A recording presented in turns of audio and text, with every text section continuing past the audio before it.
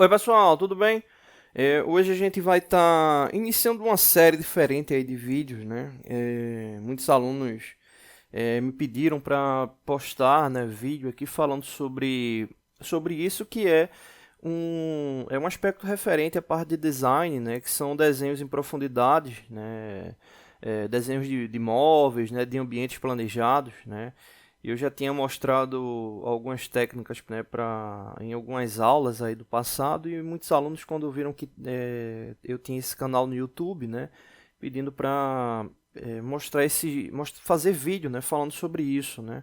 Não é uma coisa que eu faço, né, de forma rotineira, né, mas aí tava muita gente tava pedindo, eu acabei resolvendo fazer uma sequência, né.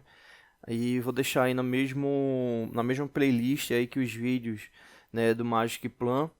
Bom, enfim, né, o que acontece, né, para quem atua aí na área de design, é muito comum, né, essa ação de desenho em profundidade, né, em ambientes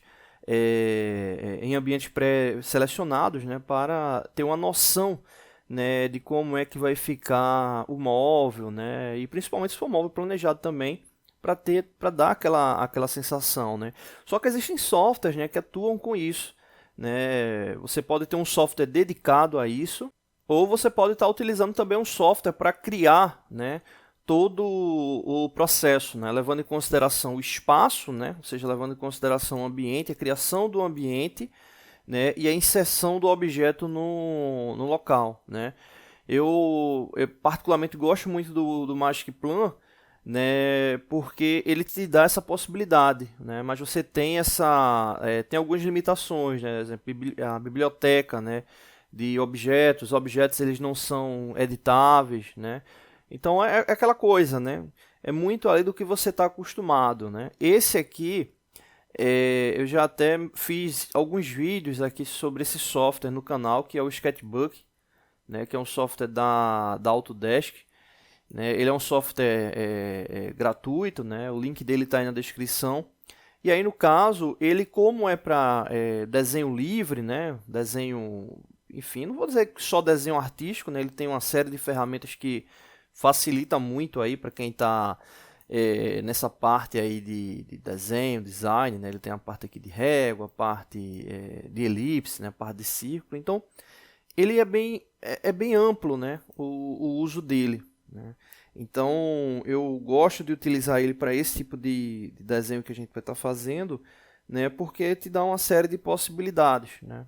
Então o link dele está aí na descrição.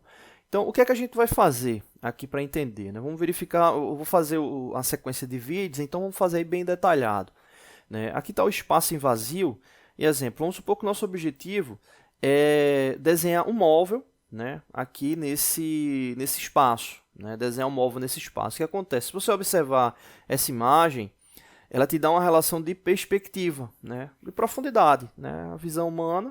E com base nessa visão você tem aí uma noção de profundidade, né? Então dá para ter uma noção, né, de quando, exemplo, vamos supor que a gente fosse inserir um móvel aqui, né? Então daria aquela relação de profundidade, né, com base no ambiente e com base no objeto a ser inserido, né, com base no objeto a ser inserido. Então ele é bem interessante por isso, né, te dá essa relação, né. Como eu disse, você pode utilizar vários softwares para fazer isso que a gente vai estar fazendo, né. Eu gosto de utilizar o Sketchbook porque ele te dá alguns recursos, né, te dá alguns recursos a mais. Então, só que o que acontece, né? Quando você vai fazer esse tipo de perspectiva aqui, ele é diferente de uma perspectiva, exemplo, uma perspectiva isométrica, né?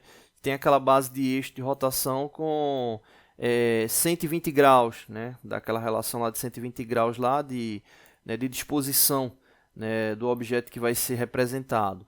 Nesse caso aqui, você tem que entender que a visão humana ela vai criar, né, uma profundidade de acordo com o ponto de observação, né?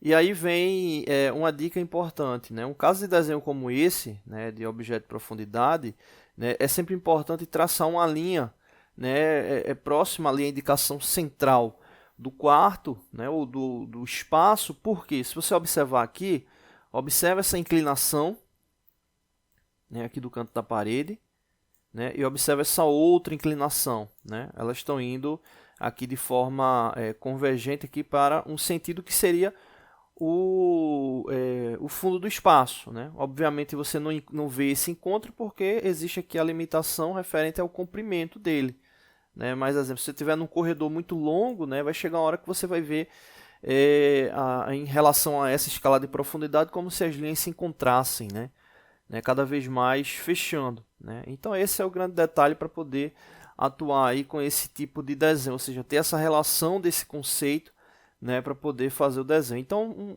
a primeira dica seria ter essa linha de referência, né, aí do fundo para ter o sentido de projeção, né, ou para um lado ou para o outro, e lembrando que cada vez mais, quanto mais vai se aproximando do centro, né, esse ângulo de projeção, mais fechado ele fica até realmente ficar ali reto, né, que seria basicamente aqui da visão do observador, né, a parte central aí do espaço, né, nesse caso aí do quarto, né.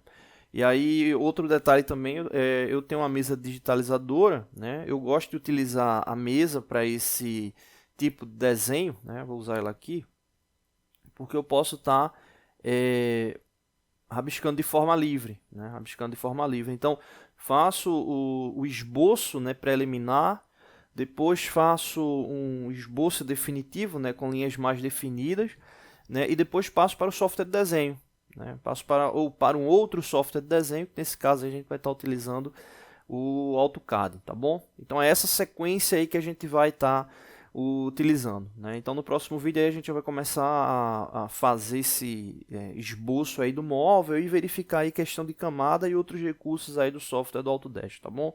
Valeu!